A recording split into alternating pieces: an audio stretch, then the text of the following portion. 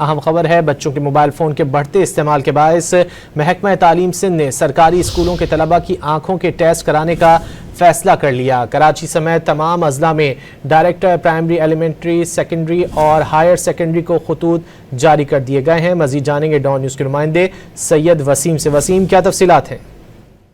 جی بالکل، دیکھیں یہ موبائل فون کے بڑھتے استعمال کی وجہ سے یہ بات مشاہدے میں آئی تھی کہ جو طلبہ ہیں ان کی آنکھوں کی صحت کو لے کے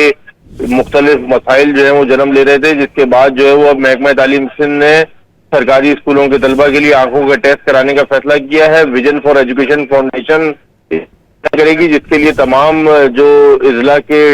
ڈائریکٹرز ہیں، جس میں پرائمری، ایلیمنٹری، سیکنڈری اور ہائر سیکنڈری شامل ہیں، ان تمام کو خطوط جاری کر دیے گئے ہیں اور ان سے NOC طلب کر لی گئی ہے تاکہ بچوں کی آنکھوں کی اسکریننگ کے لیے جب